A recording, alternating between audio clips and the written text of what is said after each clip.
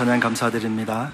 이제 성경 말씀을 봉독하겠습니다. 오늘 우리에게 주신 하나님의 말씀은 신약성경 누가복음 15장 1절부터 7절까지의 말씀입니다. 누가복음 15장 1절부터 7절의 말씀을 한 절씩 교독하시겠습니다. 1절입니다.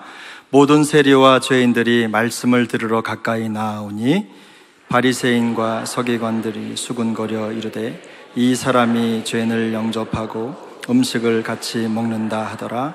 예수께서 그들에게 이 비유로 이르시되 너희 중에 어떤 사람이 양 100마리가 있는데 그 중에 하나를 잃으면 99마리를 들에 두고 그 잃은 것을 찾아내기까지 찾아다니지 아니하겠느냐. 또 찾아낸즉 즐거워 어깨에 메고 집에 와서 그 벗과 이웃을 불러 모으고 말하되 나와 함께 즐기자.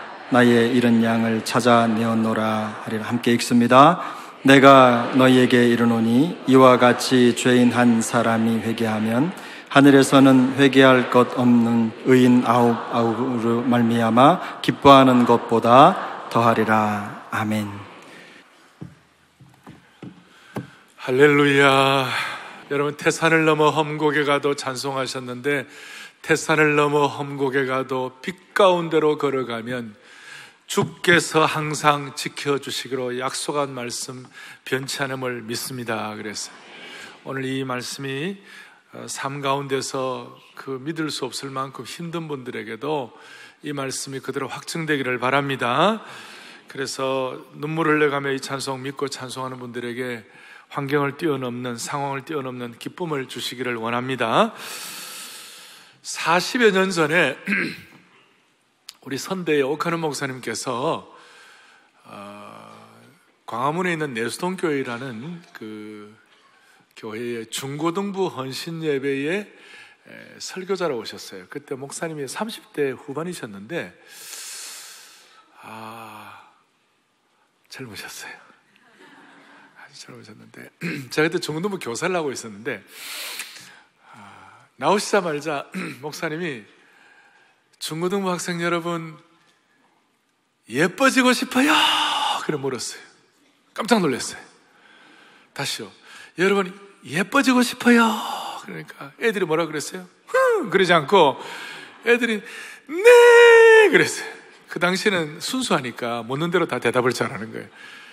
요즘은 조금 약간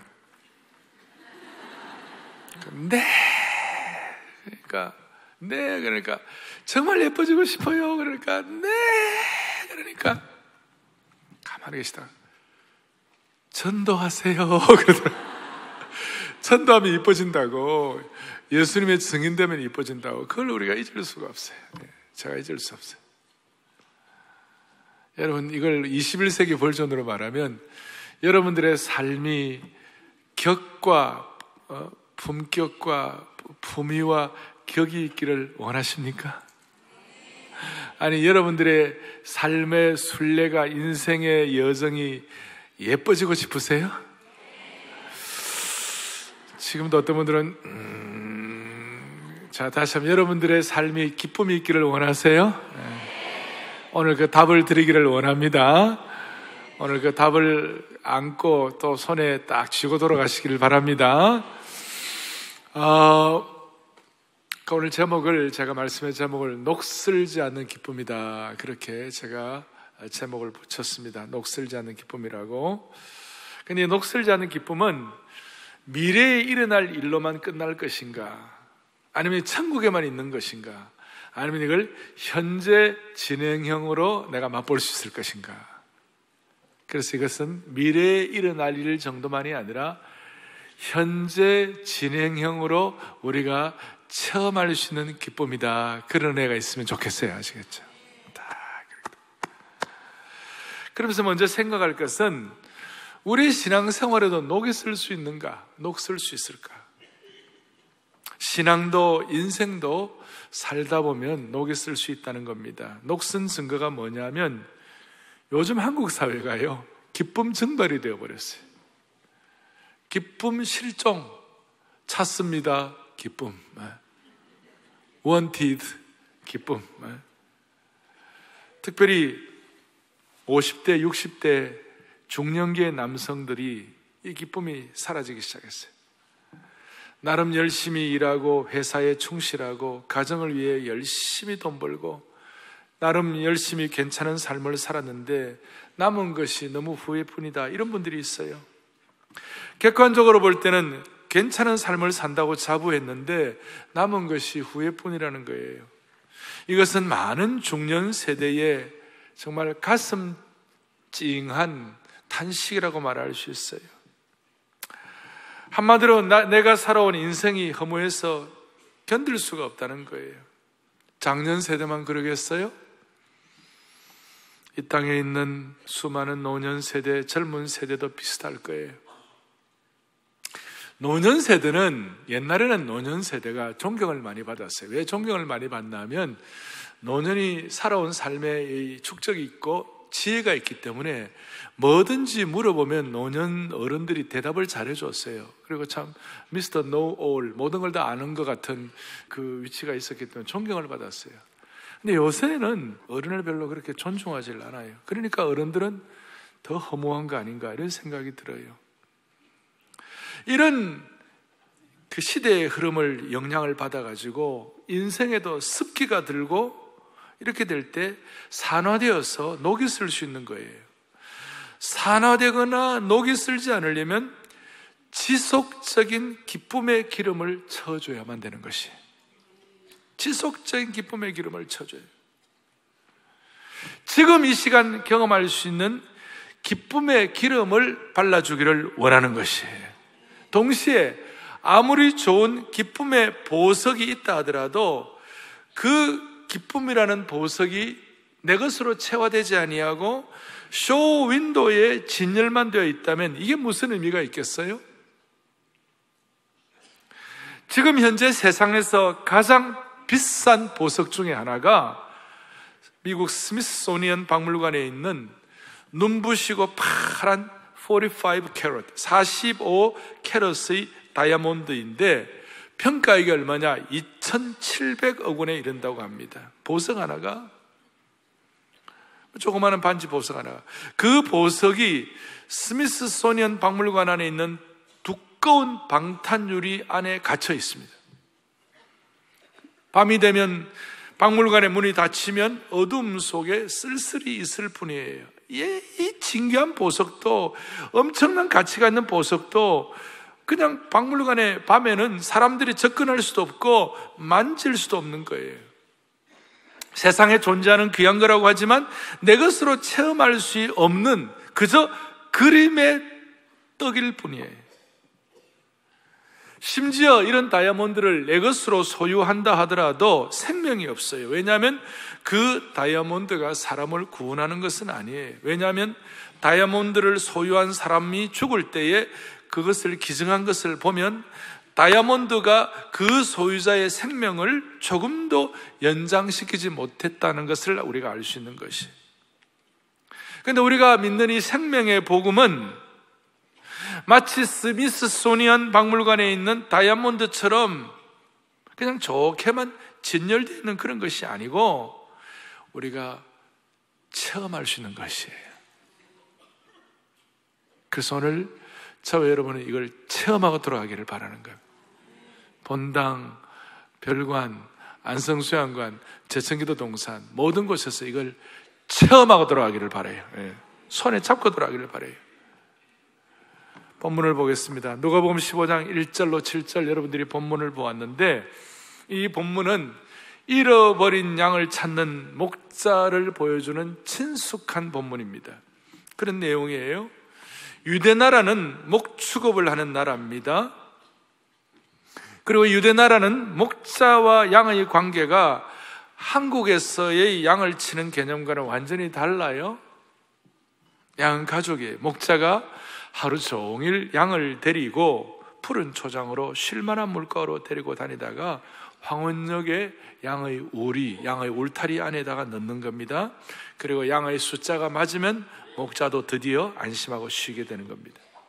오늘 본문에 보니까 어느 날 100마리쯤 되는 양 가운데 한 마리가 없어졌어요. 아무리 찾아도 없는 거예요. 잃어버린 양을 어떻게 하면 찾을 수 있을까? 그러면서 목자의 마음에 근심이 되었어요. 혹시 늑대의 밥은 된 것이 아닌가? 절벽에서 떨어져서 어떻게 큰 상처를 입은 것이 아닌가? 아니, 가시덤불에 걸려 피를 흘리고 고통하고 있는 것은 아닌가? 그래서 목자는 이런 마음 때문에 잠을 잘 수가 없었어요. 밤새도록 양을 찾았어요. 목이 쉬도록 찾는 거예요. 어느 순간 그 양이 어디선가 음메하고 음메하고 이렇게 대답을 하는 거예요. 어디 있나 쫓아가 보니 산기슭 가시덤불 속에 옴짝달짝 못하고 끼어 있는 것입니다. 목자가 쫓아 내려가서 피 묻은 양을 꺼내오는데 가시에 찔리기도 하고 피를 흘리기도 하고, 그렇지만 목자는 이 양을 이렇게 안아가지고 그 피를 닦아주면서 양을 이제 안고 오다가 여러분 5절에 보니까 찾아낸 즉 어깨에 메었어요. 어깨에 즐거워가지고 너무 기뻐가지고 너무 기뻐요. 내 잃은 양을 찾았다, 내 잃은 양을 찾았다 그러면서 즐거워가지고 어깨에 메어가지고 기뻐가지고 어깨에 메고 오는데, 그것만이 아니라 6절에 보니까 너무 좋아서 이웃들을 다 불러가지고 내 잃은 양 찾았다고 한턱을 쏘는 거예요. 그냥 너무 감사하고 기쁘다고. 이것이 오늘 본문 전체의 내용이에요. 이 가운데서 우리가 기쁨의 기름을 지금 우리가 치기 위하여 얻어야 할 교훈들이 한 두 가지가 있어요. 첫 번째는 이 내용을 예수님께서 왜 말씀하시게 되었을까? 이유가 있어요. 1절, 2절에 보니까 모든 세리와 죄인들이 말씀을 들으러 가까이 나와서, 예수님께는 뭐가 있으니까? 예수님께는 생명이 있으니까, 예수님께서는 영원한 진리가 있으니까 사람들이 막 남녀노소 있는 사람 없는 사람 빈부귀천 다 모여들기 시작하는 거예요. 그래 막 모여드는데 그게 2절에 보니까 바리새인과 서기관들이 수군거려 이르되 이 사람이 죄인을 영접하고 음식을 같이 먹는다 하더라. 그러니까 바리새인과 서기관들이 이게 기분이 나빴어요. 기분 나쁜데? 예? 아주 기분이 나빴어요. 그래서 보니까 여기 수군거렸다는 말이 나오는데 옛날 성경에는 원망하여 가로되 이렇게 나와 있어요. 뭐 때문에 예수님은 그 자기들처럼 랍비라고 생각하고 성경 선생이라고 생각하는데, 그 랍비가 말이지 죄인과 이런 사람들과 같이 이렇게 참 음식을 먹고 저들과 가까이 지나고 왜 그렇게 하느냐고.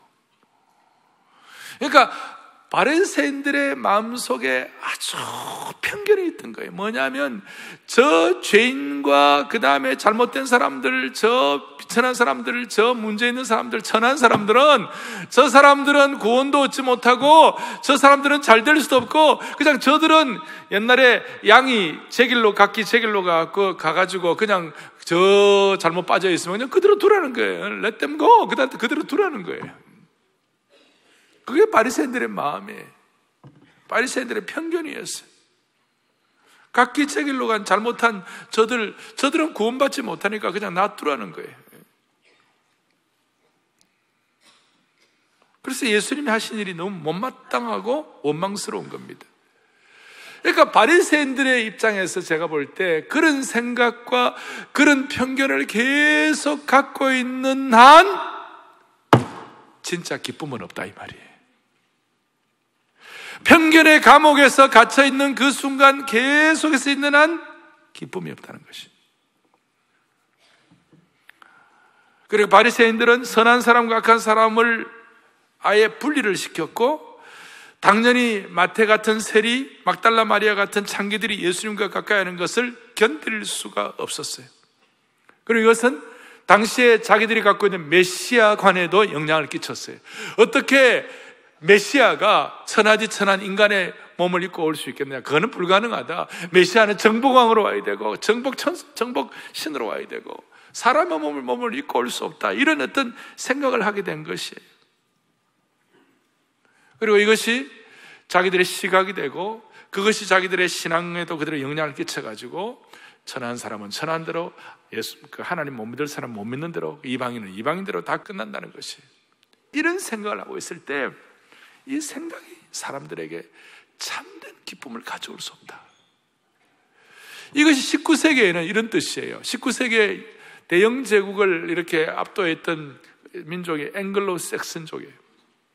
그 중에 많은 사람들이 예수 믿는 사람도 많았고 대단한 사람들이었는데 대영 제국에 해가 지지 않는 그런 시기였지만 이 사람들의 생각 가운데 뭐가 있었냐면 아프리카 사람들이 뭐 대단하냐?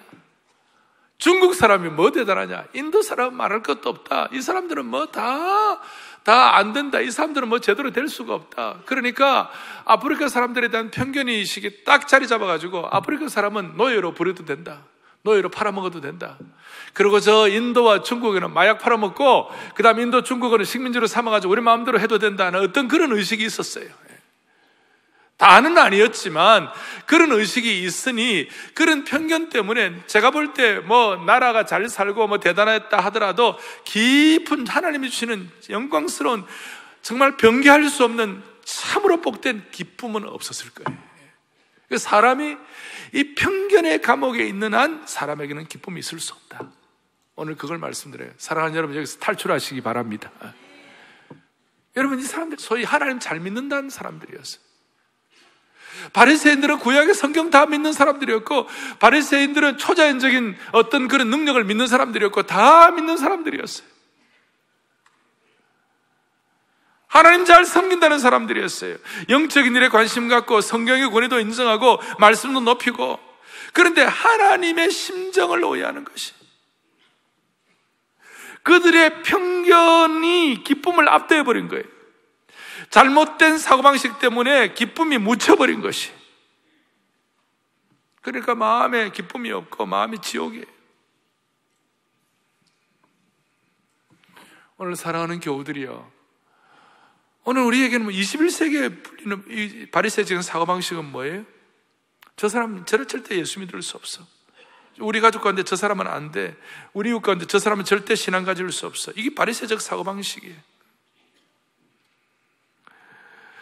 오늘날도 신앙이 좋다 하더라도 편견의식에 사로잡힌 사람, 특별히 편견의 감옥에 있는 사람들, 함부로 남을 향한 정죄의식이 있는 사람들은 기쁨을 가질 수가 없어요. 21세기판 바리새인들이 이 한국 사회에 있는 이 잘못된 바리새인들, 남을 향한 정죄의식 때문에 기쁨이 사라진 이 사회가 다시 한번 기쁨을 회복하는 생명의 복음의 능력으로 무장되었으면 좋겠어요. 그럼 어떻게 기쁨이 생기는가? 제가 보니까 이 목자는 잃어버린 양 한 마리를 찾아올 때 그 기쁨이 너무 커가지고 즐거워서 그 양을 어깨에 메고 심지어 이웃 사람들을 다 초청해가지고 그 기쁨을 그냥 폭발시켜버렸어요. 그러니까 잃어버린 양 한 마리를 찾아오는데 기쁨이 컸는데요, 거기에 따라오는 것이 뭐냐 하면, 잃어버린 한 마리 양을 찾는 기쁨 때문에 울타리 안에 있는 99마리의 양을 보는 시각이 달라진 것이. 그러니까 잃어버린 한 마리 양 때문에 99마리가 더 소중하고 귀하게 보이고 착하게 보인 줄로 믿습니다. 이거예요. 여기서 기쁨의 배가가 되는 거예요. 기쁨이 이렇게 막 배가가 되는 거예요.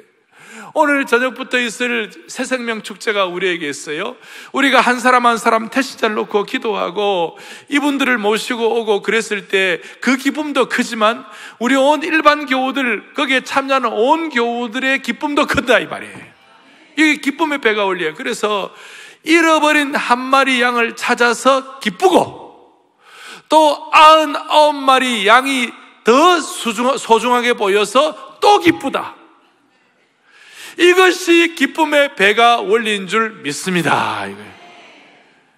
여러분, 이거는 어디 뭐 신학교 책 보고 한 것도 아니고, 지난 40년 동안 사랑의 교회 새생명 축제 이걸 저도 목회자로 섬기면서 제 마음속에 이것이 더 마음에 확 다가오는 것이, 다시 한번 잃어버린 한 마리 양을 찾아서 기쁘고, 그 다음에 그 한 사람의 소중성을 생각하면 99마리 양이 더 소중하게 보여서 99마리 양을 봐도 또 기쁘다.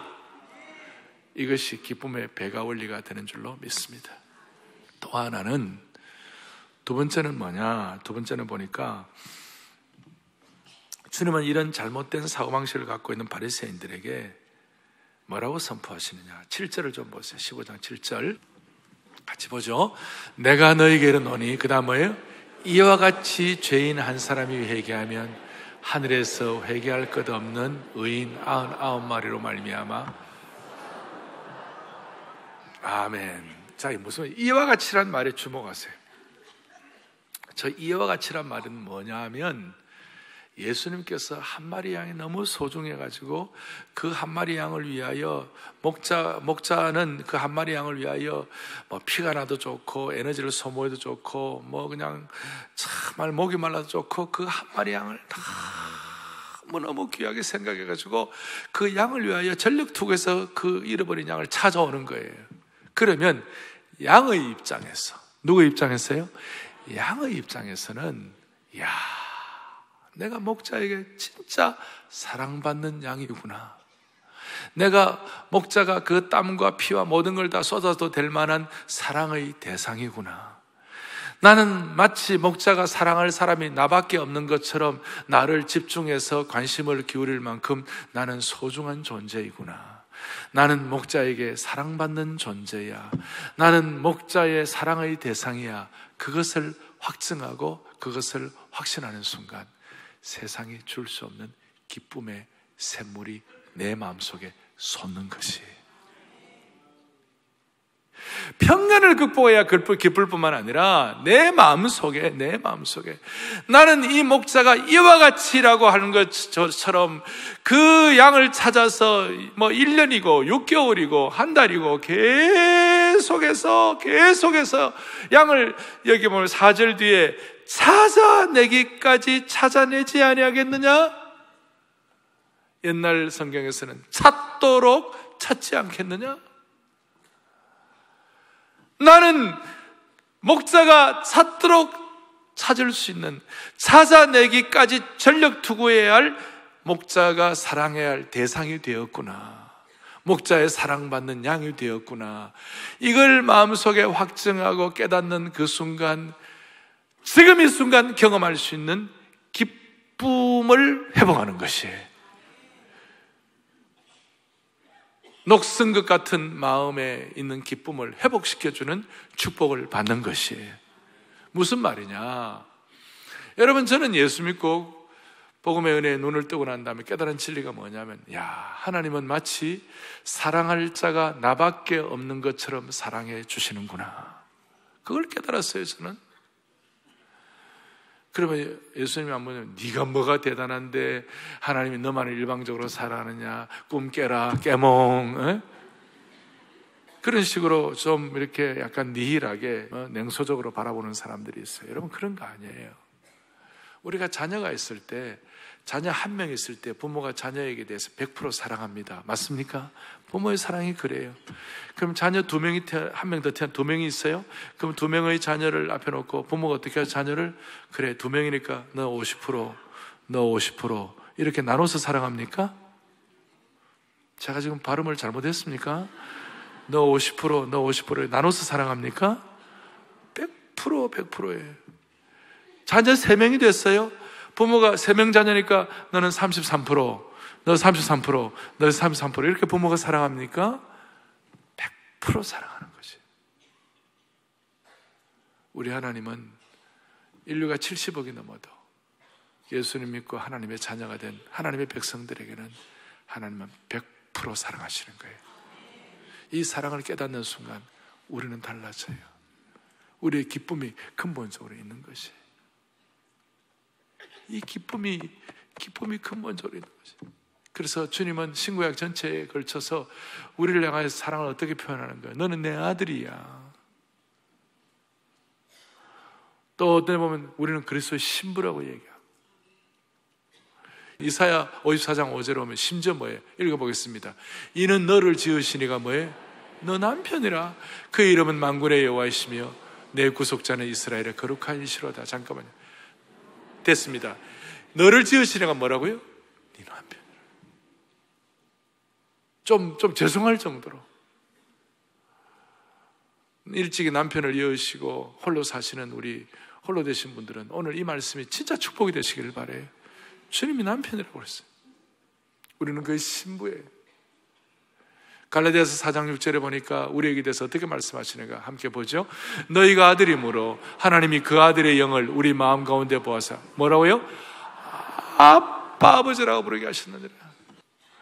하나님이 나를 대중으로 생각하지 않으시고 사랑할 자가 나밖에 없는 것처럼 사랑하신다는 증거 때문에 우리는 하나님을 아빠 아버지라고 부르게 되고, 그걸 깨닫는 순간 기쁨이 회복되는 것이에요.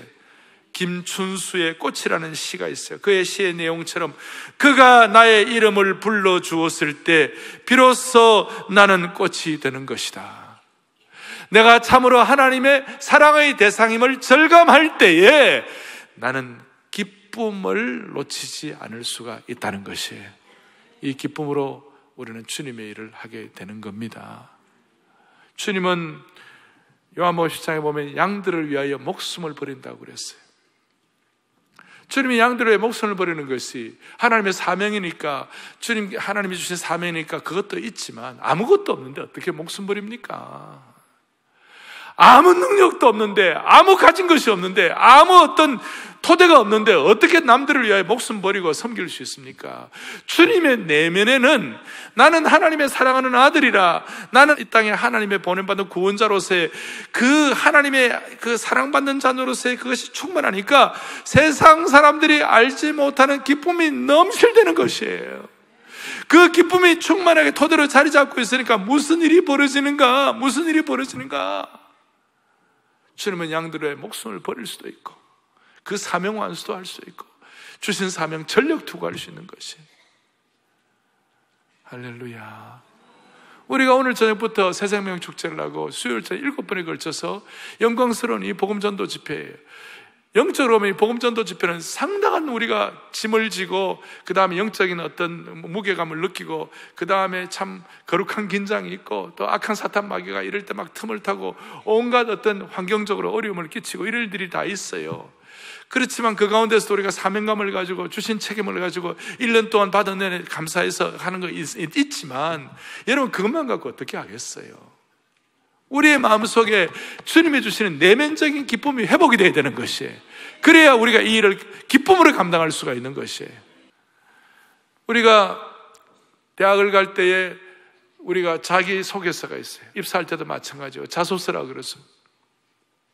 여러분들의 그 자소서, 대학, 미국 아이비리그 같은 데도 아이비리그 갈 때에 그 자기소개서를 쓸 때에 엉성했으면 첫 줄부터 엉성하면요 보지도 않아요. 첫 줄이 아주 매력이 있어요. 첫 줄이 아주 매력이 있어요. 여러분들과 저의 인생의 첫 줄이 뭐예요? 나는 하나님의 사랑받은 자야. 나는 하나님의 신부야. 나는 하나님을 아빠 아버지라고 부르는 자가 되도록 만들어주신 것이야. 이게 여러분들과 저의 이력서와 자소서의 첫 줄이 되면 그때부터 기쁨이 샘솟는 것이에요. 그때부터 기쁨이 샘솟는 것이. 그리고 그것이 사명과 함께 사명을 감당할 수 있도록 끊임없이 우리로 하여금 하나님의 일을 감당할 수 있는 존재로 만들어주시는 것이에요. 오늘 저녁부터 있을 새생명 축제, 하나님께서 이 기쁨을 주셔서 감당하기를 원합니다. 우리는 사명으로도 감당하지만 이 기쁨이 충만해야만 할 것입니다. 제가 오늘 저희 말씀을 전할 거거든요. 제가 생각을 해보았어요. 여러분, 복음을 전한다는 것은 수많은 사람들에게 복음을 전하는 쉬운 일이 아니에요. 영적인 어떤 무게감도 있고 사실 프레셔가 있어요. 그러나 이거 내 사명이니까 이 일을 감당해요. 하지만 사명만으로 일을 하겠습니까? 여러분들도 알지 못하는 주님과 나만이 아는 은근한 기쁨이 없으면 제가 일할 수 있겠어요? 환경적으로 제가 지금 쉽지 않은 환경 가운데서 제가 오늘 복음을 전해야 되는데, 그러나 주님이 나에게 말씀하시는 너는 내 사랑하는 아들이야. 너는 내 신부야. 너는 사랑받은 목회자야. 어떤 그런 것 가지고 그것이 이상하게 어떻게 누구도 나를 범접할 수 없는 기쁨을 갖도록 만들어주시는 것이에요. 여러분도 마찬가지 아닙니까? 여러분 마찬가지. 그리고 잃어버린 양을 찾는 기쁨은 말도 못해요. 자식 다 키워봐서 알지만 자식 두세 자녀들 키워본 부모님들은 다 알아요. 자식 셋쯤 되면요 평생에 한 번은 애 잃어버려 본 경험이 있어요. 죽는 거예요. 그 순간은. 나중에 보니까 미아 보호소에 가 있더라고. 그 순간 너무 기뻤어요. 너무 기뻤어요. 내가 그때 그때 시간이 기억이 나요.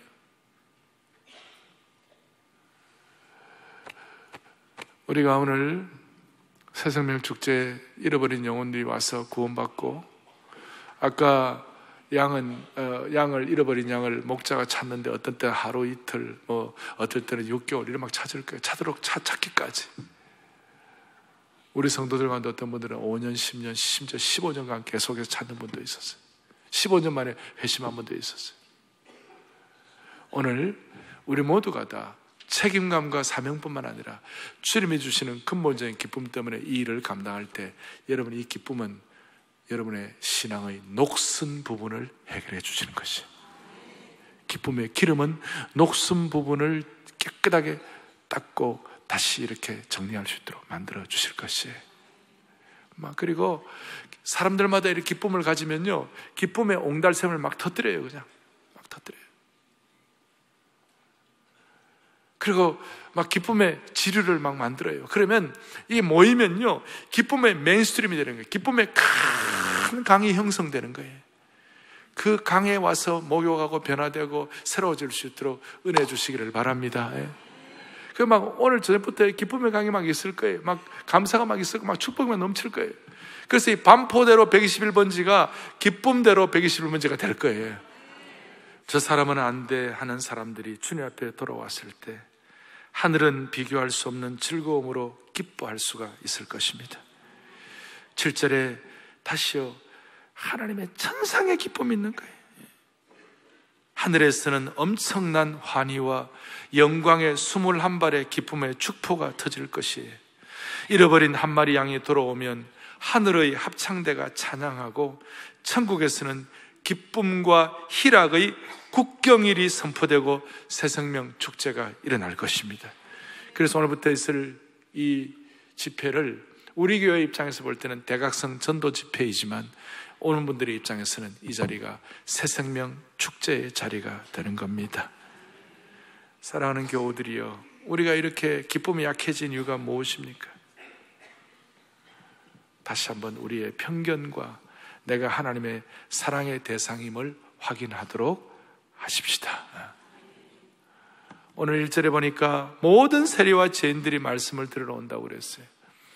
우리의 생애 동안 이런 새생명 축제를 할 때 모든 종류의 분들, 남녀노소, 나이 드신 분, 젊은이, 홀로 있는 싱글맘, 어린이, 부유한 사람, 가난한 사람, 몸이 불편한 사람, 마음이 불편한 사람, 모든 분들이 찾아오는 새생명 축제가 되기를 원합니다.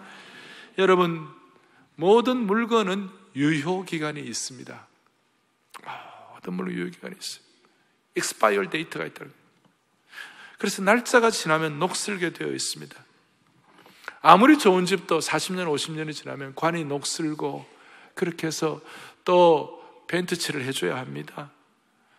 멋진 차도 몇 년이 지나면 다 중고차가 되게 되어 있습니다. 심지어 젊은이들의 불꽃 같은 사랑도 유효기간이 있습니다. 그런데요, 우리가 믿는 이 생명의 복음은 유효기간이 없습니다. 생명의 복음은 녹이 슬지가 않는 것입니다. 이 복음은 재고 정리할 필요가 없습니다. 100% 확실한 것입니다. 시간이 지난다고 복음의 능력과 품질이 변하는 것이 아닙니다. 영혼 구원도 마찬가지입니다. 이제 40주년 오늘인데, 오늘 제 마음속에 그런 기도의 제목이 나왔어요. 주여, 39번 거절당하더라도 40번째 다시 시도하는 은혜가 있게 하여 주시옵소서. 여러분, 이제 어디로부터 기쁨을 얻을 것이에요? 사람들마다 나름 기쁨을 얻는 채널이 있어요. 어떤 사람은 지식을 증가하는 데서 기쁨을 갖는 분도 있습니다. 다른 사람에 대한 영향력이 높아지는 데서 오는 기쁨을 갖는 분도 있습니다. 그러나 어떤 종류의 기쁨도 영혼을 죽음으로부터 구원하고 죄로 말미암아 죽을 존재를 하나님 앞으로 인도하는 기쁨과는 비교할 수가 없다는 것이에요. 그래서 이런 기쁨은 세상이 알지 못하는 기쁨이 되는 것입니다. 누가복음 15장 10절에 여러분들 다 같이 보겠습니다. 함께 보죠. 내가 너희에게 이르노니 이와 같이 죄인 한 사람이 회개하면 하나님의 사자들 앞에 기쁨이. 아멘. 죄인 한 사람이 돌아오면 하나님의 사자들 앞에, 이게 무슨 말이냐면 하나님의 사자라는 말은 천사들이 돼요. 천사들이 기뻐한다 그 말이라기보다는 천사들이 주위에 둘러서 있고 하나님께서 하나님의 마음의 기쁨이 되느니라 그 뜻이에요. 하나님의 마음의 기쁨이 되면 그 기쁨이 우리 모두에게 그대로 전수될 줄로 믿는 것이에요. 사랑하는 교우들이여, 이 기쁨이 온 교회에 다시 한번 확증되기를 원합니다. 우리의 전도를 통해서 사람들이 돌아올 때 얼마나 기쁠지. 몇 달 전에 우리 교회에 있었던 일이에요. 췌장암 말기 판정을 받고 요양병원에 계신 어머니가 있었는데, 마지막에 그 박문환 목사님과 그 자녀들이 예수를 믿었는데 자녀들과 그 다음 팀들이 같이 영접 기도원을 만들고 어머니에게 복음을 전하고 이제 마지막 어떻게 그 안 되던 그 어머니가 마지막 그 순간 예수님을 믿는 영접 기도문을 따라하겠느냐 하니까 네라고 그 어머님이 힘있게 대답하고 기도 중간중간에 네 하고 아멘을 했는데, 영접 기도를 마치고 난 다음에 목사님, 제가 이제 예수님 믿겠습니다. 우리 아들 며느리가 가는 천국에 먼저 가 있어야 되겠지요. 목사님, 저는 믿는다면 믿는 사람이에요. 제가 절대로 마음이 바뀌지 않을 것이에요. 그리고 막 그렇게 고백하는 그 순간 그 병원에 함께 신방간 팀 모두가 대환호성을 지른 거예요. 기뻐가지고 할렐루야 모두가. 이 기쁨은 세상의 어떤 기쁨보다도 바꿀 수 없는 기쁨인 줄 믿으셔야 되는 것이에요. 할렐루야.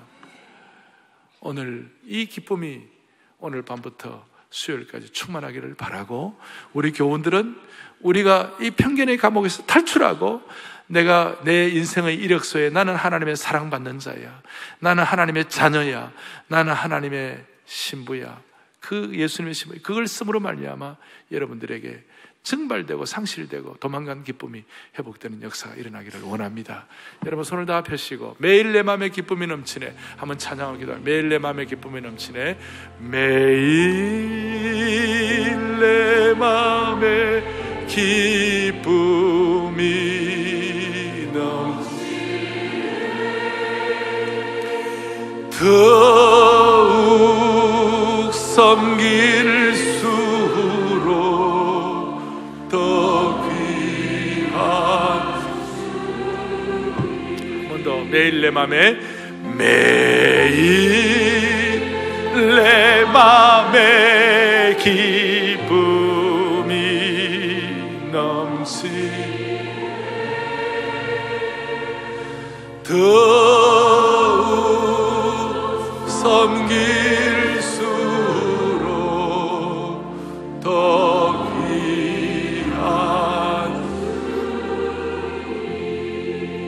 가슴에 손을 얹겠습니다. 하나님 아버지, 오늘 이 기쁨이 우리 모든 성도들의 삶 속에서 현재 진행형으로 경험되게 하여 주시옵소서.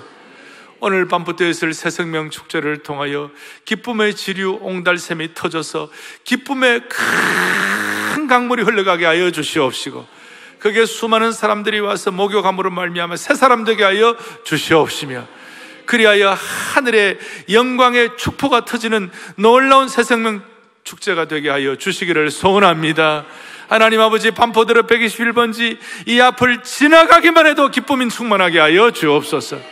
우리 주 예수 그리스도 이름 받들어 간절히 기도 올리옵나이다. 아멘.